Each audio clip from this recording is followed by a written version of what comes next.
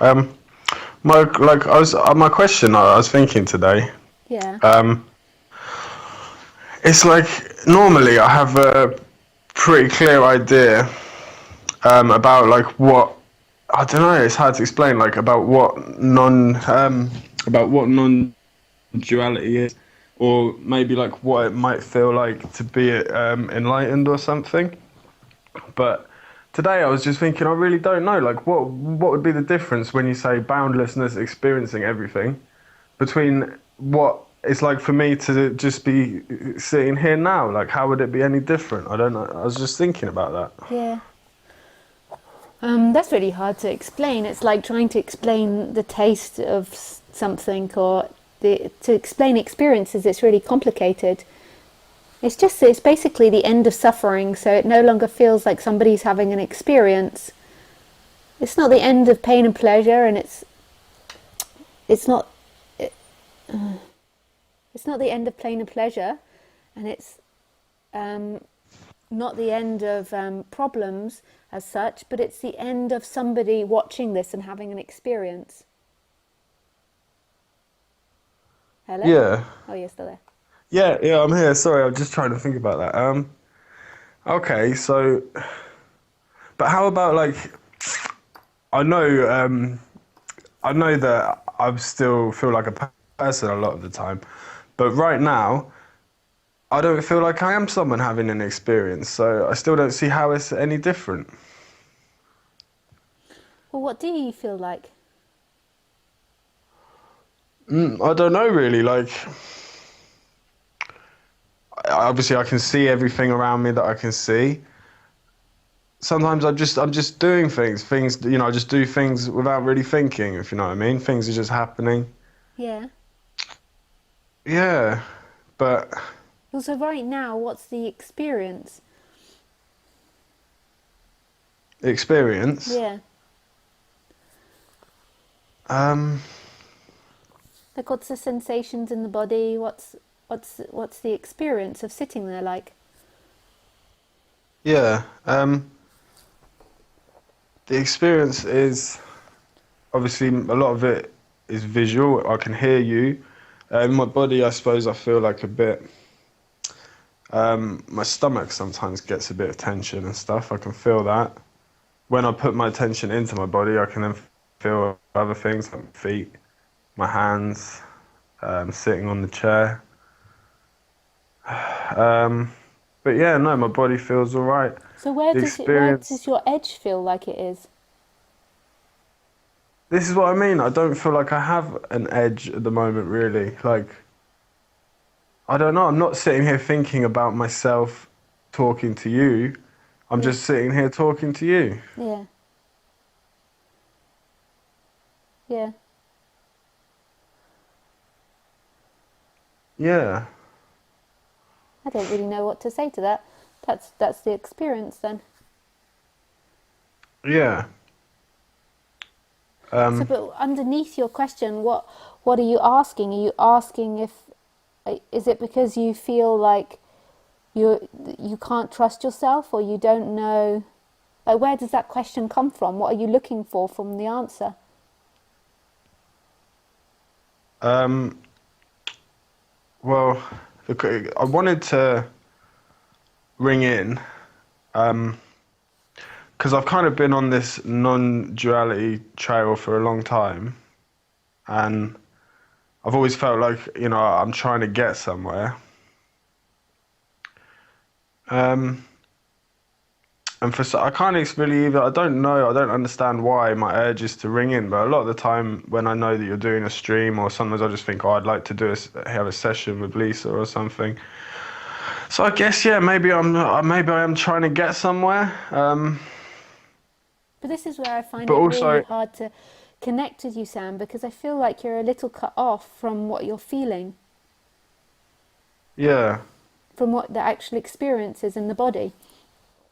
Try going into the the body now body, yeah, and see, like, just shut your eyes and see what the actual experience is happening in your body. yeah. Well, as you said that, like I feel my body, and there's quite tense actually, like especially in the stomach. Tense, maybe a bit nervous or something. I don't know. Yeah.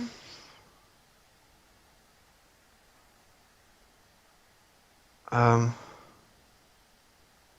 So just sit and put your attention there for a moment and just relax the body.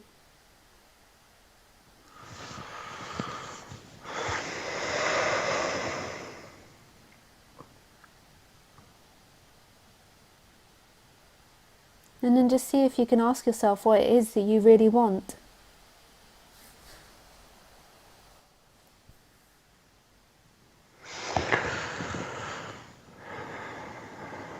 what it is that I want.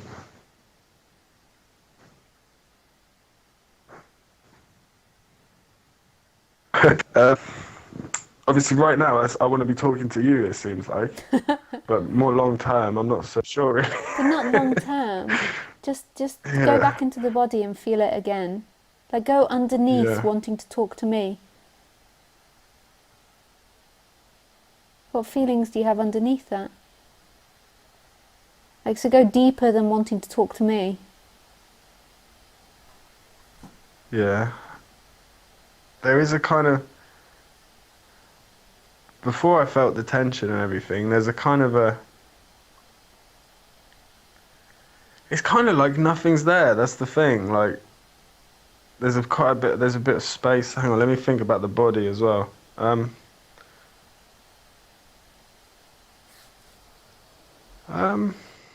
I've got a fair bit of energy at the moment. I could do lots of things. Um,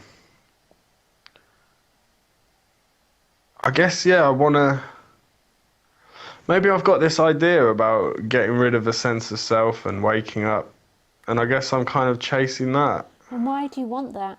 So try to go deeper than that. Why do you want that?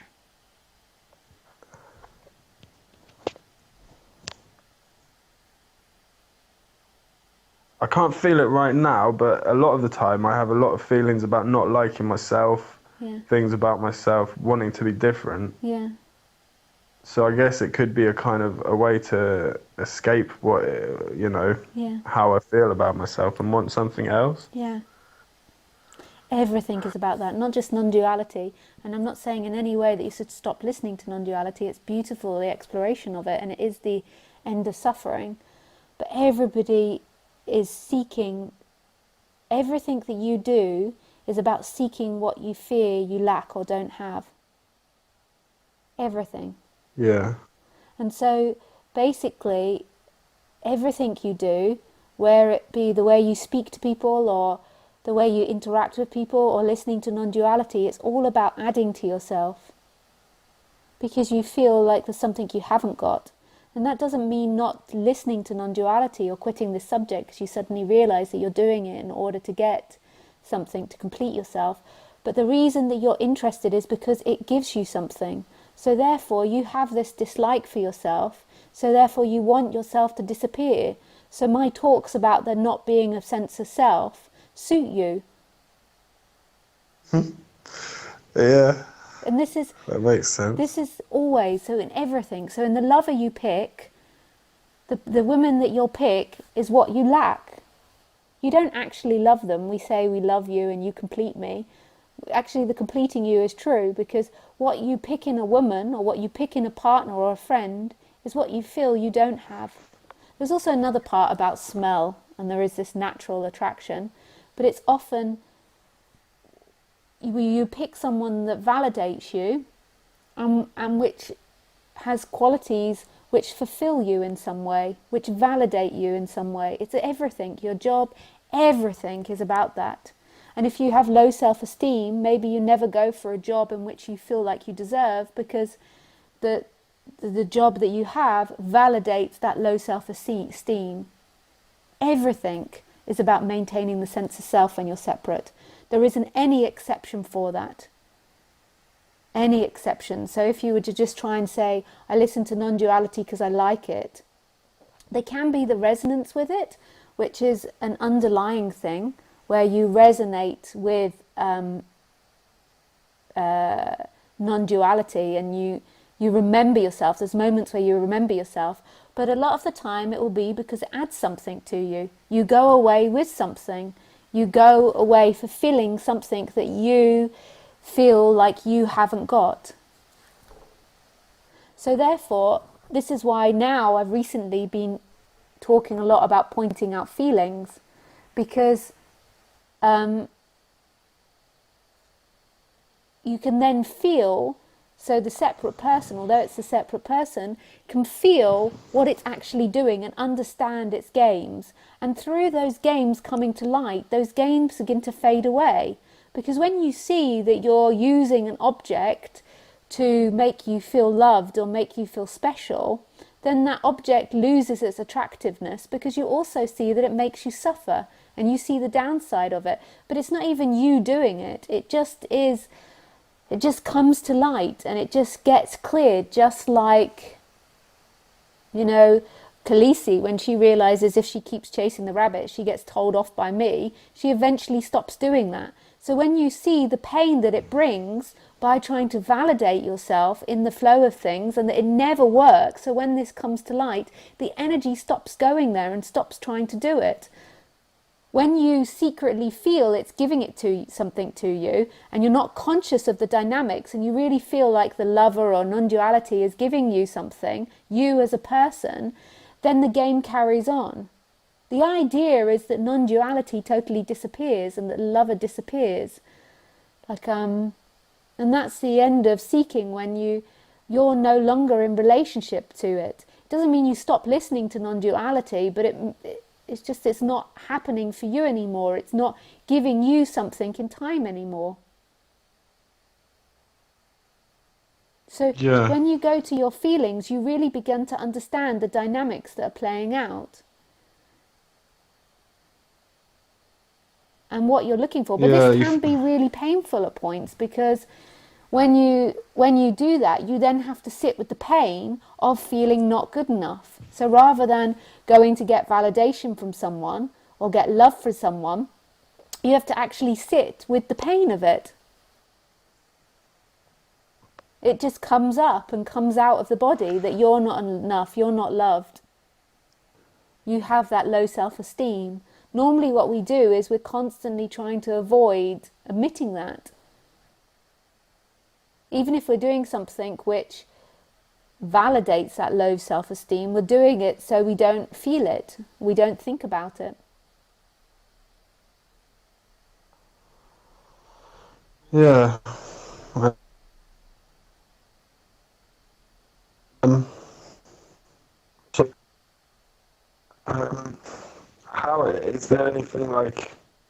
Would you recommend just always, for me, maybe to be going into my feelings a lot more, Going just into your feelings, in but not all general? the time. Also listening to non-duality and recognizing that feelings aren't who you are. Who you truly are is that aliveness which is beyond feelings. But yeah, also becoming as a person, as a separate entity, so that one that feels like it can choose, becoming aware of its feelings. So becoming aware of its own dynamics.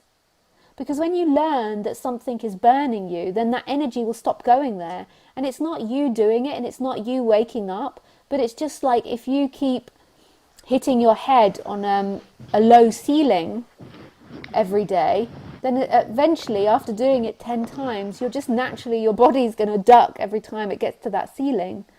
And it doesn't belong to anyone, it's just a functioning. When it comes to light, that getting people's approval actually doesn't make you feel good, it makes you feel tense, and it just perpetuates the feeling of lack, or doing something for other people rather than doing what you want to do, because you'd rather get the people's approval than have enough self-respect to do what you feel like you'd like to do, begins to stop happening, because you realize by doing that you actually make yourself feel like you're not enough. You make yourself feel unlovable by selling yourself short and doing something for other people. But it's a natural thing that happens through listening to non-duality and through the exploration of what the self is. And it's not somebody separate that's waking up, but it's life that's waking up. And it does it through, in a way, a logical process by exposing what the separate self is and what it's made of. But there isn't actually somebody that wakes up, because there's nobody there. But it just gets exposed. Not all the time. Sometimes the sense of self just collapses with no exploration. But a lot of the time, there's an exploration involved. And there's a period of waking up.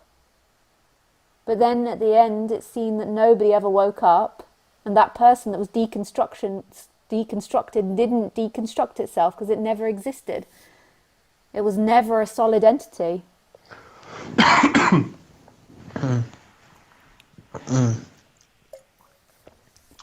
So, so really, you said a little bit earlier, most of the stuff that I'm still doing now is all basically to get away from like how I feel about myself and Yeah, low self-esteem and yeah, stuff. yeah, yeah. That's why you've done the other thing that we've talked about in the past, but I won't say it out on stream like that. That's why you had those other That's issues okay. arising. Drugs stuff, yeah. Oh, you're so sweet, Sam. I love your honesty. Yeah, That's me trying to not be too. Yeah, it's because of low self-esteem, but it's not just you, Sam, that has this. This is most of humanity that has this. This is most people, as soon as the identification appears, and then with the society and the way it's set up, the schooling, the education, the advertising, most separate selves have really low self-esteem and don't like themselves. And what you're always taught as a separate entity is not do what you want, not do what you feel. You're taught to be a robot and do what everybody else does and to not speak your mind. And therefore you oppress more and more, and then you end up doing something like drugs, because when you do drugs, you can fully be yourself. You forget about yourself, so therefore you're fully yourself. That's why our society's like alcohol as well. When you lived, if you lived in a tribe or a more primitive society, I don't know if that's the right words, I'm sorry, I might have been really un-PC there, there isn't such an exposure to advertising, TV, internet, and therefore, even though they feel lack because they've become separate, they haven't had such a strong conditioning in it. Our society is totally based on selling us products to make us feel better about ourselves. And most people don't work that out. They spend their whole life trying to achieve and trying to get things. Even enlightenment is sold to us on this basis. And in a way it has to be, because that's the mentality of the seeker. So it has to be sold like, oh, you're going to wake up and there's going to be this amazing waking up and you're not complete as you are now. In a way, because that's the way our language is set up. So we have to speak of it like that. But yeah, basically the reason that you seek, even seeking non-duality, is because of lack. And in a way it has to be like that, and I'm not suggesting stopping non-duality. Non-duality is the freedom, like carry on listening and carry on doing it, but you have to become really aware of your essence, which is this beingness, which isn't separate from all things, and simultaneously expose the seeking game, the constant exposing of what dynamics are going on. Yeah. I mean, I remember, I don't know if, like, I know it's not your call really, but I seem to trust you for some reason and I ask you for advice. I don't know if it's a good thing or not, but I do. Do you still think therapy would be something that would be useful for me? Because I'm really in two minds about it. It depends on what therapy. Um, it's, I would prefer like some sort of non-dual therapy, because basically talking about yourself and your story endlessly is not going to work, but there has to be an exploration, a constant pointing to what games are being played. And often when we're by ourselves and we do it by ourselves, we lie to ourselves a lot because it's more pleasurable. So then we tell a better story of ourselves. So we're not honest about what's actually happening. But when you see a therapist or when you speak with somebody regularly, they can keep pointing out those dynamics. There has to be an exposing, but it's very painful pointing out those dynamics. So I wouldn't just recommend any therapy, but a therapist that has non-dual background, and then also somebody that's maybe a bit more physical, because just sitting I don't think does it. I think sometimes when you're exposing these seeking patterns, there has to be some physical way to get it out of your body, because it's really uncomfortable. So when I was waking up, I used to do a lot of massage, a lot of tai chi, qigong. I used to also do acupuncture, and I used to do massage. I used to have a hot tub at the time, so I used to sit in the hot tub, and it had massage pumps, and then I had a massage chair. So I was constantly like moving the body and encouraging that energy out of the body, because it's really stressful in a way, becoming aware of the seeking patterns, because when you become aware of them, you're no longer going over after the drug that satisfies that lack.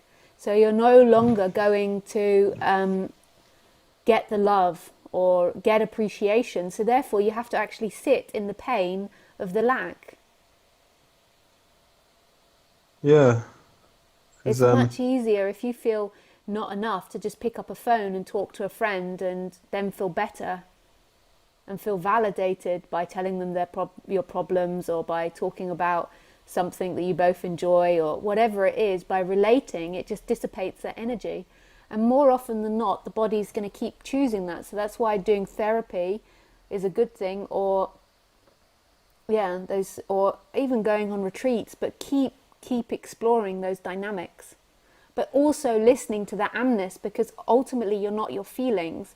But some non-duality teachers just recommend totally ignoring the feelings, like the thoughts. But I've realized that from speaking, because I never did that bypassing feelings, because I always had such strong feelings. I noticed that a lot of people then bypass the feelings, and they, even though they recognize the amness, they're still living in a lot of dishonesty, or not being honest, or lies. Not lies like they're intentionally lying, but they're not being honest with what's actually happening in them. yeah, So there's still a lot of I'd probably, seeking, but then they're sitting there going, yes, there's nobody seeking here, or there's nobody that wants anything here. But then there is still the energy of seeking, but they're not even aware of it, because then they've cut themselves off because society's cut them off. And then also non-dualities suggested ignore the feelings and ignore the thoughts, like concentrate on the amness. And just from 6 years now, or however many years it is from speaking, in one way that's a really beautiful teaching, but in another way I've seen a lot of people very out of touch of what's actually happening. So even though they might have a strong realization and a strong intellectual knowledge of non-duality, their body is still very much seeking, but they're cut off from it, so they can't feel it. So they even in a way feel peaceful because it's silent. yeah. But then you Well, can I see think it through their actions. So their actions can be uncompassionate or uncaring. And this is another reason maybe why I've been hitting home on morality lately, is because in this realization, when it's really integrated into the body is not going to be nasty. And some of the people that I've come across that it's maybe more intellectual, they're still playing quite nasty human games, like yeah, being disrespectful, dishonest. Just I can't. So there's still a lot of that going on, but they're not even aware of it, because to them they feel peaceful, because they're just living in this kind of dead state, which is much more better than what they maybe had before, but it's still very cut off. And when there is that collapse of that separate entity that's always seeking to be free in time, the body's not going to be hating or doing nasty things in order to make people feel bad or play power trips. The body's just going to be doing its thing. It might hurt people unconsciously just by not being aware of situations or dynamics, or by not giving the other person what they want, but it's not going to be a nasty instrument anymore. It's not going to be acting out of hate. When there's that separate energy, that seeking energy, then it often's acting out of trying to feel better than the other person, or feeling superior to the other person. yeah, yeah. That sounds like a bit familiar for me for a while. Like, Yeah. I don't know, but also you have to just tell me when you need to move on to someone else, because otherwise I'll probably keep talking for ages. Oh no, that's But okay at the moment. Just if anyone's watching, I'm having to do weird things with my arm, because my sound system isn't fully working at the moment. So people can see me doing this. You can't, Sam. I don't think you can see me. But I'm the yeah, the sound system, for some reason on this computer, when I speak to other people, it just gets louder and louder and louder, and then it will start making terrible sounds. So I have to keep bringing the sound down manually with my hand. So speaking with you, and then also my hand has to keep clicking to bring the sound back again. So I look most probably weird Okay. that I'm sitting here going tick tick tick, but I am listening to Do you you need a fully, new just doing it. computer or something? Actually, do you know, it's I've come to the conclusion it's not the computer. I thought it was the computer for a while. It's just modern technology and like Apple. Apple are a bit naughty. They always make things a bit difficult if it's not Apple or Mac program. Oh yeah, And yeah. I see what you're saying. so it's like it's I think it's more to do with that than anything else. But I can get around it and I will be getting more equipment to get around it, but it's like you have to keep adding equipment to get over these faults that are in the programming. But I don't even know if it is faults. I reckon Apple do it for more money to make sure you only buy Apple. Probably. Yeah. Yeah. They are good, but they know it. Yeah, and they want you to only use Apple products. Yeah, yeah. That's it. Just going back to something you said earlier about all Yeah. the different styles of non-duality teaching and Mm. stuff. That's something I was thinking about today because I've listened, I've had, read a lot of different stuff, listened to a lot of different people, um, and like, I don't know, is it, you're probably not going to like this question, but in your opinion, could you tell some other teachers that you feel like are actually awakened Oh, or not? you know, um, I mean, I think I've done this in the past, but I mean, I don't really know. Like, you can never really tell what is happening in the other bodies. Um, but I also think, that teachers have pros and cons. Like awakening, there's lots of different types of awakening, first of all.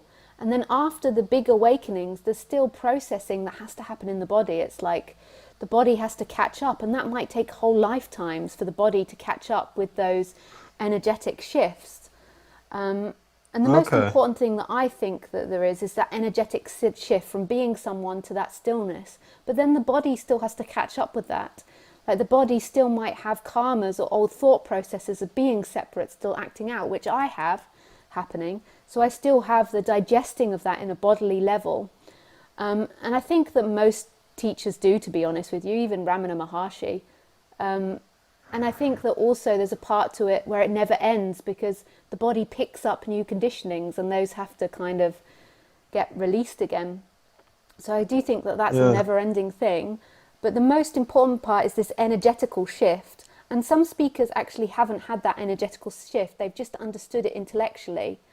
And Yeah. um, uh, and then and I think the way that you can tell it is it's like an energetic thing, and it's like they maybe express about love more. The ones that are more heady maybe express less about love, but that could just be conditioning. Like Muji, I beat up on him a lot, but I do think he's had the Yeah. energetical awakening. Like I beat up on him because I find the Indian thing funny, but at the same time, that might be a karma that's working out of Muji's body, still the Indian thing. But I do definitely think Yeah. he's had the energetical awakening. You can just see it in his eyes and just by the way he talks. Yeah. Like, Yeah. like Cool. so you can see. So, um, but I also do think that the Indian thing is really like I would I say that noticed is this. like an old karma that's coming out of his body, like an attachment to, and and at the end of the day, that doesn't really matter. The thing that matters is that energetical shift, and that's the important part. It's not the doing the Indian thing or the whole guru thing that matters. And everything in a way is perfect. Like it's happening perfect. So if you're attracted to a heady teacher that's not enlightened, then that's got its perfect part to play. That is exposing something, and at some point there will be a movement away from that whenever that energy that attracted you to them has come out of the body. Like there's no danger zones. It's not like anyone can go the wrong way because nobody's acting independently. So even if that happens, that's the perfect way of things. Yeah. How about did you ever? I'm reading a book at the minute I really like by J. Krishnamurti. Have you ever read anything by him? No, is he the older one, the one that died first? Yeah, I think he's dead now, Yeah, they're both but dead, but really like yeah. And if it resonates, that's the most important thing because Because if you've not got passion for something, then you can't, like, forcing yourself into something isn't the way to go. So if you've got passion for a particular speaker or, oh, Sorry, that's my phone ringing. that's okay.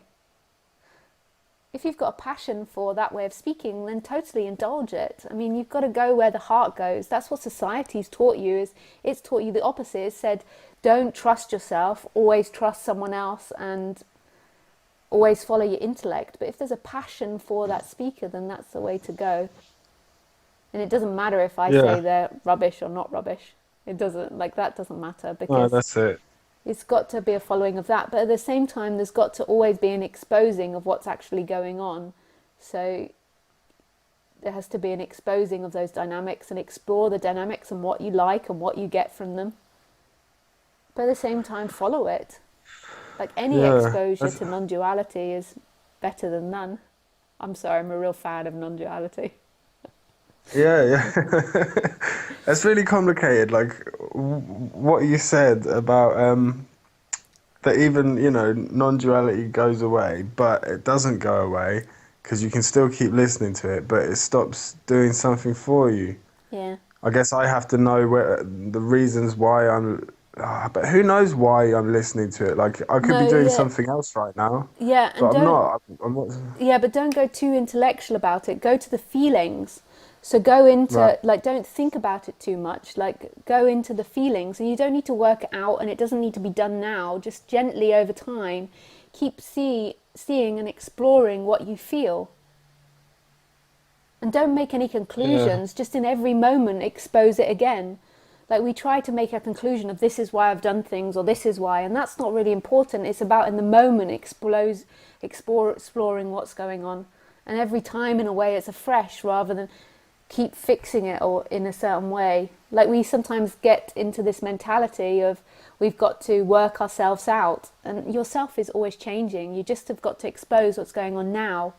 So right now, what do you feel like you're getting from it? Like, when you're reading the book later, what do you feel, what's it giving you? And you don't need to spend that much time on it, but just become aware of it. And you don't need to Yeah. summarize or conclude, just an exploration of what's actually happening in the body. What happens in your body when you read that book? And then you're like, oh, it relaxes me. Okay, so this relaxes me and it feels nice. And that doesn't mean stop doing it, or it relaxes me, therefore it's bad, but just an acknowledgement of that's what's happening. Most of the time we walk around just following pleasures and not even aware of it. We're not even aware of what we're doing. So, we might be in an abusive relationship, and the reason that we stay in an abusive relationship is because that's what's familiar to us, and our body might be hating it and not enjoying it, but because there's that the familiarness with it, there keeps being a repetition of it. But if there's an exploration of that, it will begin to stop happening, because you'll see the pain that it's producing. So it's always just looking at what's going on, but in the moment, don't make too much of a story about yourself or your feelings. It comes and it goes, and Yeah. it's different. It's always changing depending on the external and what's happening there. So right now, Hmm. what does your body feel like? So not what you felt earlier or later, but what do you feel now? Yeah. Right now, kind of a bit more comfortable. Yeah. Um,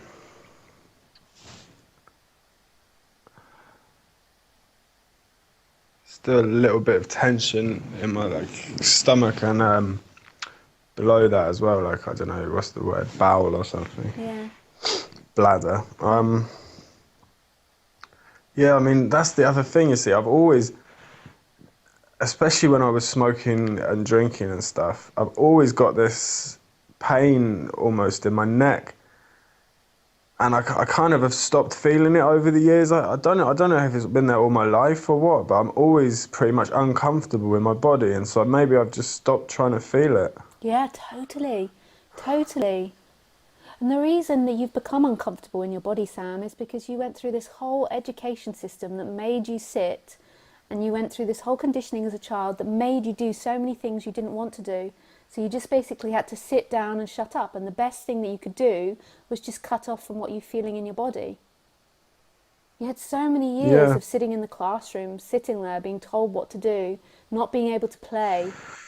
not being able to do your Yeah. natural instincts, and so therefore everybody does it, and everybody's feeling pain in their body. It's so unhealthy to sit 9 hours or 10 hours in the office like people do, and the way they do it, and the most successful people in terms of money in society is the ones that are most detached from the way they feel, really. They've totally cut Yeah. off any pain from it. And the only way you're going to get rid of the pain is by becoming yourself again. So following Sam and following Sam's love rather than following fear and lack.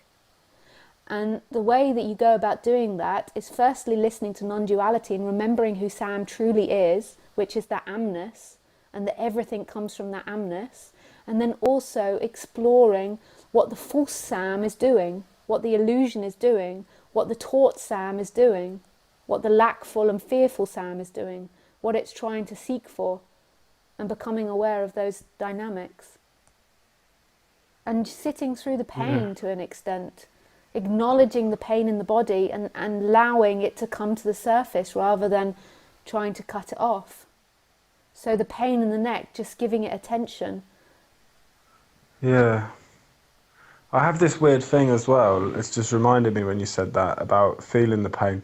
Because I've heard you've started talking more recently about feeling the feelings and stuff. Yeah, Sometimes a lot of the time it'll just be when I remember something in the past, normally something I feel embarrassed by, probably a lack thing or some really uncomfortable memory. It's normally a memory.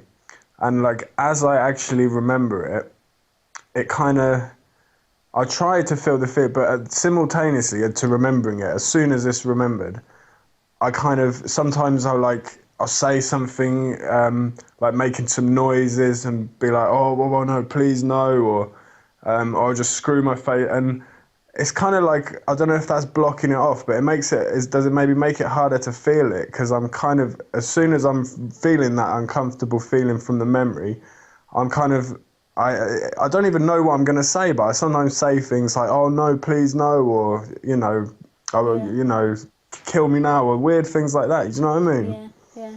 It is cutting off from the feelings. And the thing is as well, those feelings haunt us while we feel like we don't want to feel them. In a way, they stay in play. There's not that many feelings that we have. We have a limited range of feelings as humans.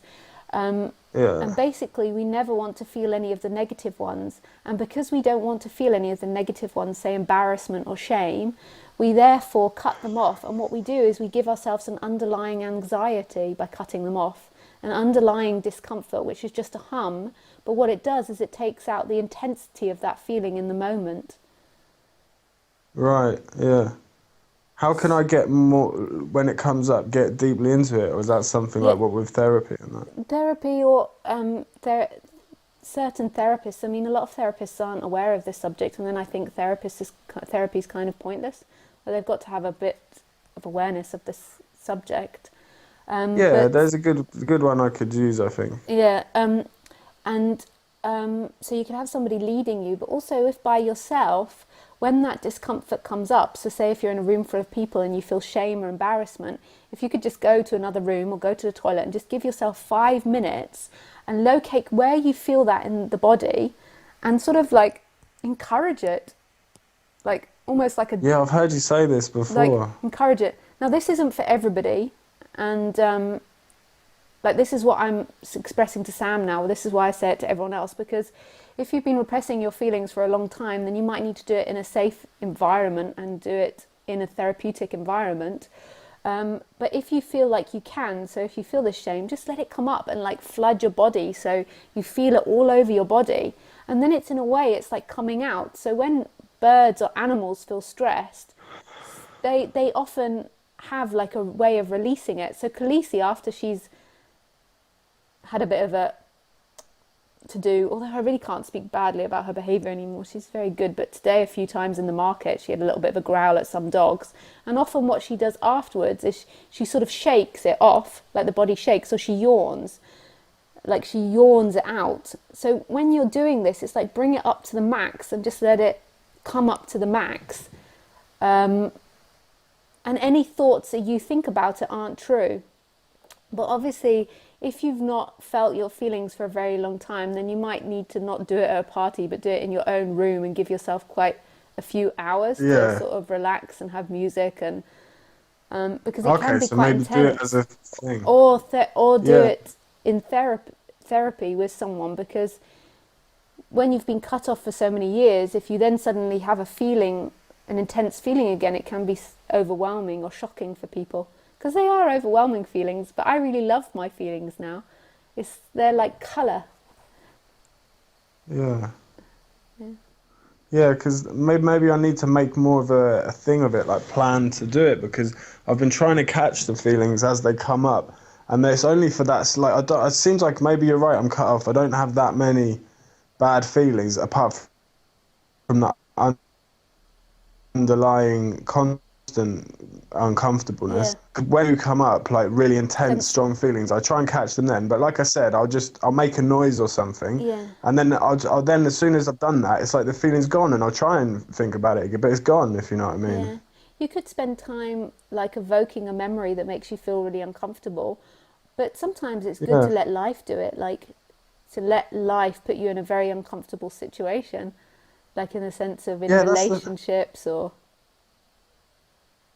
that's the thing. I was gonna like, especially the last few weeks now, I've been going through so much pain. Like I've been for a lot of years, maybe because of drugs and stuff. I didn't used to really get that emotional, but I've been crying and really feeling like I couldn't have felt any worse without dying, sort of thing. yeah. And I've gone through a lot, and I've always said to myself, "Oh, well, this pain is probably just like burning or something, and then I might wake up." But I'm not so sure, really. It just seems like I've gone through a lot of pain. I don't know. I think that this is it coming to the surface. This is the reason why you have the underlying anxiety, is because of these repressed feelings. So I think it is coming to the surface. I think it's really beautiful. Yeah, But you sometimes might feel that you need a guide more. I can understand why you keep wanting to phone in and talk, because it is overwhelming when you feel them. And the trick is with feelings is never ever believe what they're saying. Be aware of what they're saying, but never believe it. It's just not true. You only feel like it in that moment, and then when it passes, you no longer feel like that. Feelings, the thoughts always try and wrap up the feelings. Oh, I've always felt like this, or it's always doom and gloom, or I'm never going to get over this. yeah, But none of that's true. But just do it in a more conscious way, as in being aware of what you're doing, that you're emotionally releasing. And you can read about it on the internet. You could find therapists. It's really good and yeah. beautiful. Because I've heard you say that before as well, to hear what the feeling says, Yeah. and I've never been able to do that. But do you mean hear what the thoughts Oh yeah. What the around the thought? feeling Yeah. say? That. Yeah. Yeah. Yeah. Okay, because yeah, I got confused by that. I misunderstood it. Yeah. In some ways, sometimes you can feel like the feelings are talking, but not. But Yeah, it's really just yeah, the thoughts. But you can feel like they're producing the thoughts, like I'm not enough, or I don't like this. And you'll basically find with all feelings that you can take them back to two basic feelings. They'll fall in one or two categories. So even if you feel shame or embarrassment or guilt, whatever it is, then these two basic feelings of fear and lack. And sometimes they cross over into both categories. So say something like shame, you're ashamed of something you did.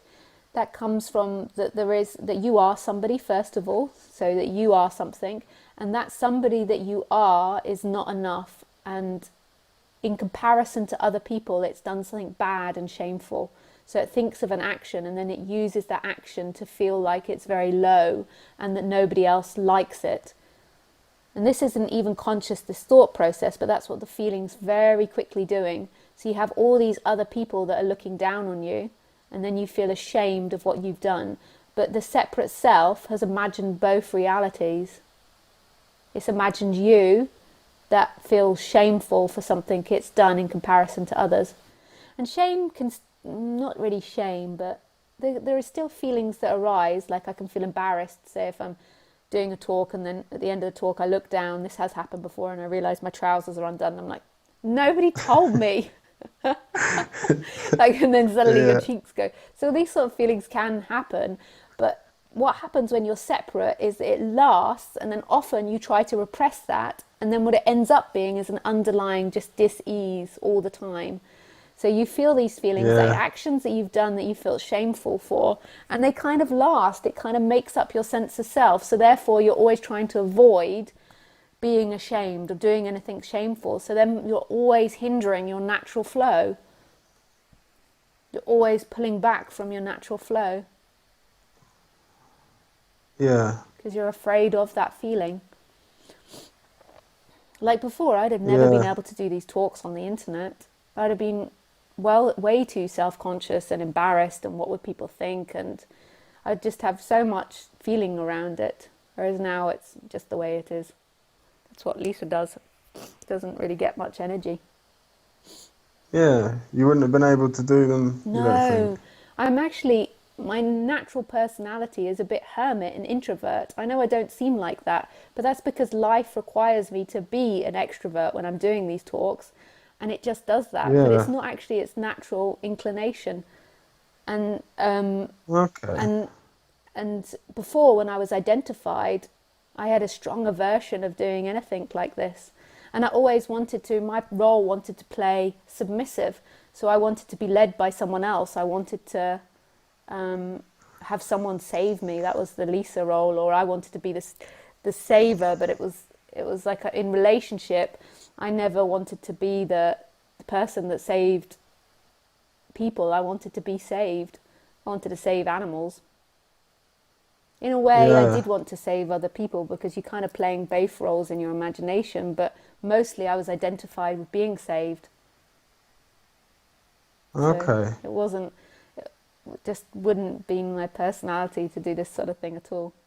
But it looks like it is now because I don't have any resistance or issues to doing it and talking and Yeah, yeah. exposing these sorts of things.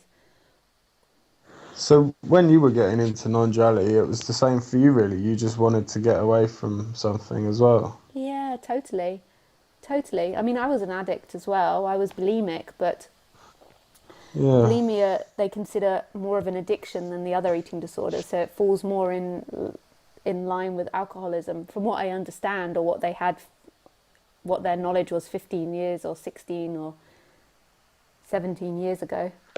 I So can understand that. I Yeah. was a yeah, because basically it gives you loads of endorphins doing that. You binge, so you get lots of endorphins, and then you feel really bloated. And then when you're being sick, it releases lots of endorphins. So it's like a drug. It both Yeah. ways, and you enjoy the sickness as well because the sickness is such a relief because you're so bloated. It's really bizarre. It seems like such a weird addiction, and it's a weird one to fall into. And oh my goodness, the shame I had in confessing that I was a bulimic. Like I would be like, Really? please let Yeah. me be anything else than somebody that makes Oh themselves no. sick. It was Oh so yeah. embarrassing. Like I remember, I would rather have been anorexic, like anything, than a bulimic. And I was for a little bit anorexic, but not very long. As soon as I discovered bulimia, I was like, woohoo! But it's so embarrassing to admit to people. Like I remember like saying it to my parents. I had to put like a cloth over my head to say it to them because I needed Oh. them to pay for therapy for me. So I had to tell them. I wouldn't have told them otherwise, but I was like, you're gonna have to send me to the Priory. Have you heard of the Priory? Yeah, I've heard of it. Yeah. Did you go there then? Yeah. I did. But then at the Priory, I was like, Yeah.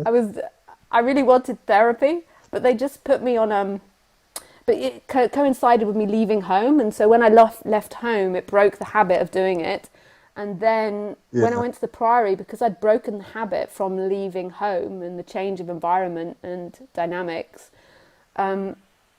because I'd done it by myself, my psychiatrist wouldn't send me to therapy and just put me on like a pill that took away urges to do it, or pills that they thought. Oh, And I kept fighting with him. I used to go and see him every month. I want to go to therapy. I want to go for therapy. And and he yeah. was like, no, no, you really don't need it. And I don't know. It's weird that he was like that. You'd think he'd want to sell it. So then I Yeah. Yeah. sought it myself. So then I went into. I was already seeking this sort of subject, but I went into Buddhism and meditation, and I started learning about it all myself and exploring. Yeah. But that was Yeah. so Crazy, isn't it? yeah. So when I got into this subject, my body was very uncomfortable because I'd spent from the age of 10 to about the age of 19 basically abusing my body from eating disorders. So my body was physically ill, and my mentality was ill, because there's a reason why a young person starts doing that. Like there's something that's really strong in their dynamics, which is basically abusing themselves so much and hating themselves so much. Like, I hated myself. Everything I found in society so awkward. I found being attractive, I found sexuality, everything so incredibly awkward. I found the idea of money overwhelming, like the idea that I had to support myself, like so much I found uncomfortable. I didn't get socializing. I felt too much pressure to talk and to be social. And Yeah. so my way of dealing with that was this fixation on eating and purging and eating and purging. And then when I came off of that, I was really uncomfortable. So I then went through 5 years of Buddhism, where basically I sat and meditated so much. So I became really comfortable with my own company, because I was so afraid of being alone because of the bulimia. So I'd Ah. sit and meditate and do the sensations, feel the body, feel the sensations, the discomfort. And it was really beautiful, but at times it was so incredibly painful after having such an extreme swing from being a bulimic and eating disorder for 10 years to then going into this meditation and sitting with all this pain and discomfort and the aches and pains that came out of my body. And then also the fakeness of the aches and pains, because a lot of the aches and pains were mind-made, were in my imagination, but I only began to notice that from sitting and actually coming back to the experience, and how so much of it was created by my mind, and so much of my How you thoughts mean it were, wasn't really there? yeah, it wasn't really there. I would sometimes be in meditation, so I'd do this certain meditation practices, and my legs felt like they were breaking, and I was in so much pain that I almost felt like I'd cry from the pain of it, and I felt like my legs had been broken from the pain. And I'd be desperate to finish the meditation, and every second I was like wanting the meditation to end. And then when the meditation ended and I moved my legs were fine. My whole imagination had just Yeah. made it up. It's really amazing what the mind does. And through this 5 years of meditation, I really began to explore the nature of the mind. And they were very much into meditation. And because I was quite fixated on, well, nothing in the flow I already realized will make me happy, and I'd had many awakenings, so I was fixated on this. I just really went for it. So I did so much meditation in those 5 years. Yeah. Like, I did an Yeah, hour, maybe at that's least an something. hour by Yeah. myself every day. And then I used to go on retreats where I'd do 10, 11 hours meditating a day. It was Yeah, something. wow. Yeah, it was really, really beautiful. And then I began to get into non-duality through the Buddhism. But even Yeah. when I got into non-duality, I still did lots of sitting, because I didn't Yeah. have any meditation practices anymore. But I would just sit there. So if I felt uncomfortable, I would just sit there and wait for it to pass, and I'd just become aware of the discomforts and where they were in the body and how the body worked. Yeah. It was intense. And I just kept exploring. I don't know why, but this mind just was determined that money, kids, family, nothing in the flow would satisfy me. That first of all, I had to find out the peace in me, the freedom in me. It would never Yeah. work the other way around. So it was just incessant. It was like fixated. Maybe the bulimia and the This. fixating on the bulimia was a good thing, because then it then it shifted from that to the fixation with freedom. Yeah. Yeah, this is gonna sound really horrible, but it's really nice for me to hear how fucked up you were, because I always thought I was I I know you can't always thought I you was one of can't the most. at least being a heroin addict is more dignified. I'm sorry, I know heroin addicts are going to disagree, than a freaking bulimic out of all the ones I got. I don't understand how come you think that's so embarrassing though. I guess I try Be- not to judge people maybe, but yeah, yeah, and you're right totally, because when you see somebody screwed up on drugs, then you're right. Like, I don't, yeah. but none of it's But I bad. do, None of I it's bad. I totally mean, know what just you the mean. way society is, people are so weird. The way that they stand on the tube and won't look in people's eyes, and like our whole society is weird. So ultimately not. But at the time, I felt very ashamed of that habit, and I wanted to be any Yeah. other addict than a bulimic. Yeah, yeah. You didn't like yourself at all. Yeah, and then also I just found the fact that it was such a weird one, like making yourself sick. Like it's more understandable. I felt other drugs. But maybe that's very Yeah, understandable to people with a food drug. yeah, yeah, I get it. I even know what you mean about being sick, because sometimes when I used to take drugs, they'd make me sick, and it was really nice to be sick. Yeah, I'd be looking forward to it. yeah. You get addicted. People don't understand that about bulimics, that they're just as addicted to the sickness as they are to the binging. Yeah. And yeah, I think most people can understand sometimes it's nice to binge a load of food, you know? Yeah, yeah. I So, don't know. But yeah, that always kind of held me up because yeah, I don't know. Sometimes I feel like I've been so fucked up. Like you said, I mean, I've been different to you, but I've had like drug problems, always like low self, growing up and stuff, as like a young teenager and stuff. So self-conscious. I yeah, used to hate it, like especially to do with my body and stuff. I was feeling like I was too fat and yeah, I don't know, I was just everything. I had really bad spots, and to do with relationships and everything. Like I found it really hard to start getting into putting myself out there. yeah, My tendency was just to try and like hide away, you know, yeah. But this is and all so, sorts of other things. Like yeah, this is so beautiful that you begin to be honest about it, because this is when it really begins to change. And um, and it's beautiful that you had that, because if you didn't have that, then you wouldn't explore. If people can get away with mild discomfort and carry on living life and producing money and doing the regular, then they will. And in a way, you have to have these extreme situations, not all the time, but a lot of the time, in order to explore the nature of reality, because it's really, really scary questioning yourself. And it's really painful questioning your motives. In a way, it's so much easier taking the drug and being told that you're lovable and getting girlfriends or a family or money, or just taking any drug. It's easier to do than to actually sit with the pain of it, of feeling unlovable. But the only way to break it is to let it come to the surface rather than playing unconsciously. And always, when you're listening to awakening stories, in some way life snookered them and made them face up to the experience. And so it's really beautiful, yeah, Sam. And in a way, it does have to attract us Looney Tunes, even though we're not. I'm just joking, but it does have to, because if you could get away with it, if the person could get away with it, it would. And I'm beginning to notice with my friends, my childhood friends who are doing the kids and the whole normal, regular society thing, that they're beginning yeah, to open up to these things, because they're now getting to a place, a level of pain which is becoming unbearable. So their whole life they've done the work, they've done the boyfriends, and it's been good enough. And now they've got 2 or 3 kids, they're really beginning to find life hard. So I notice that they're beginning to be more open to this yeah, subject.